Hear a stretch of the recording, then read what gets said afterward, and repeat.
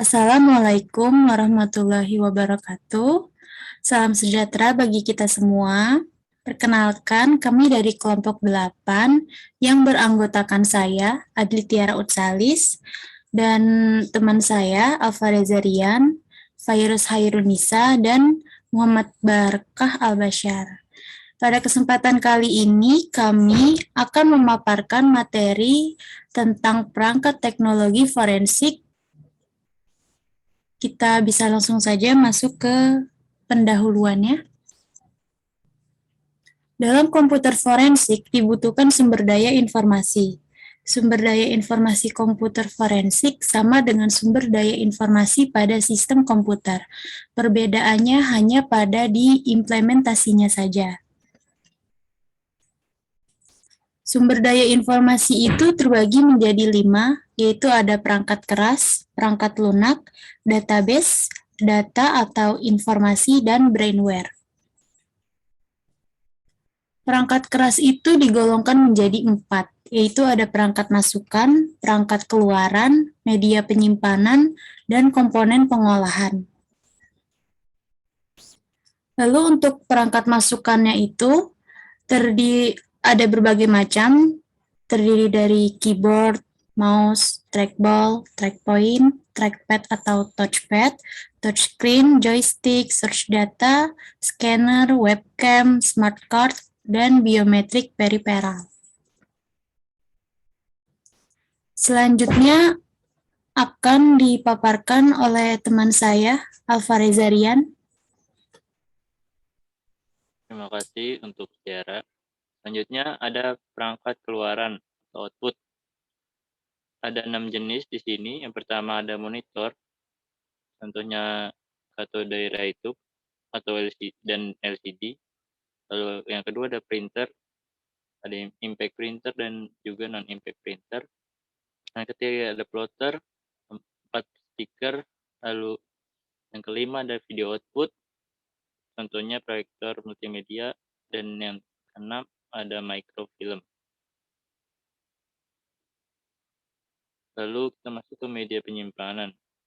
Ini media penyimpanan sekunder, contohnya itu ada memory storage, simpanan luar, auxiliary storage, permanent storage, backing storage, dan komputer data bank. Lalu ada media penyimpanan sekunder digolongkan menjadi 2 jenis, ada SASD dan juga DASD. SASD yaitu Sequential Access Storage Device, contohnya itu magnetic tape. Lalu yang kedua DASD yaitu Direct Access Storage Device. Contohnya ada magnetic disk, lalu optical disk. Contoh dari magnetic disk ini ada floppy disk dan juga hard disk, lalu untuk optical disknya ada CD-ROM. Lalu media penyimpanan yang populer. Contohnya di sini ada DVD atau digital versatile disk, lalu ada FMD, storage multilayer disk, lalu ada MO disk, magneto optical disk. Untuk teknologi penyimpanannya ada CD-ROM drive, CD-R drive, DRW drive, DVD drive, dan combo drive.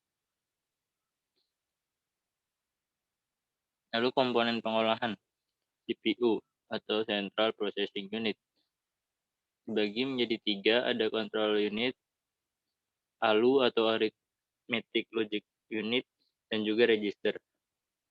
Control unit ini adalah pengatur lalu lintas data di dalam CPU. Lalu untuk ALU adalah pemrosesan perhitungan aritmatika dan juga perbandingan. Lalu yang terakhir ada register. Register ini pencatatan dan penyimpanan data yang akan diproses. Atau memori kecil membantu CPU. Lalu materi selanjutnya akan dijelaskan oleh teman saya, Fairuz Hairunisa. Dipersilakan. Terima kasih, Rian. Selanjutnya adalah pengaruh kinerja CPU. Pertama di sini ada register, yaitu suatu ukuran penyimpanan informasi. Dalam register disebut word size. Di sini ada beberapa macam ukuran. Yang pertama secara umum itu ada 2 bit, lalu ada 16 bit, 32 bit, 64 bit, dan 128 bit. Yang kedua di sini ada memori. Di sini ada dua, ada ROM dan RAM.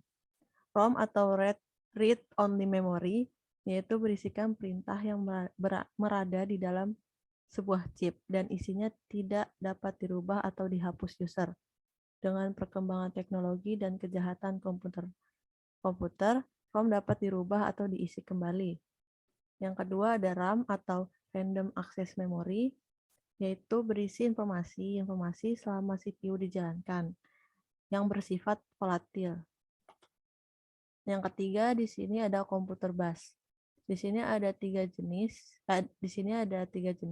bus, yaitu data bus, address bus, dan control bus. Di sini data bus itu untuk mengalirkan data, address bus itu untuk mengalirkan alamat tujuan data, dan control bus itu untuk mengalirkan informasi status peralatan.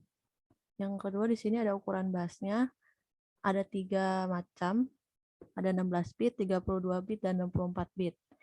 Di sini ada 6 macam perkembangan bus. Di sini ada ISA, ada EISA, MCA, PCI, dan PCIX, AGP, dan USB. Yang keempat ada cache memory, yaitu komponen yang mirip dengan RAM, tetapi prosesnya lebih cepat. Yang digunakan untuk menyimpan instruksi yang sering digunakan oleh CPU. Jika dibutuhkan CPU tidak perlu mencari informasi dari RAM. Semakin besar cache memory, maka semakin cepat proses CPU-nya.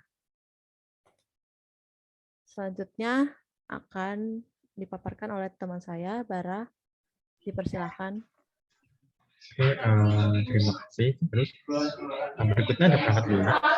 Perangkat lunak ini sebagai perangkat yang digunakan untuk mediator dan pemberi instruksi terhadap sumber daya hardware.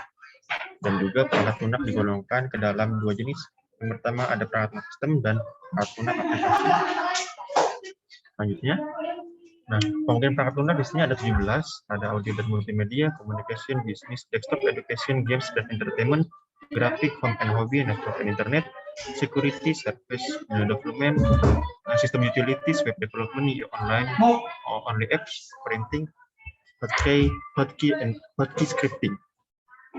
Berikutnya ada brandware. Brandware di sini dibagi menjadi 3. Yang pertama ada professional TI, itu ada technical support, network administrator, database administrator, system analyst, programmer.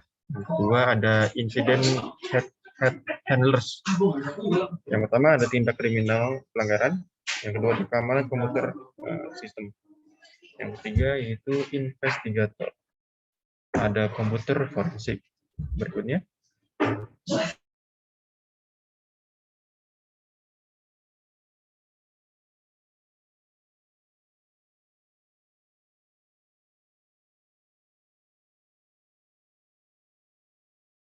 Skala desktop multi-user dan database skala server.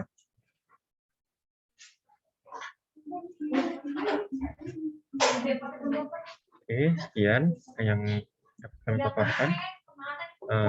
Kurang lebihnya mohon maaf bila ada kesalahan kata. Assalamualaikum warahmatullahi wabarakatuh.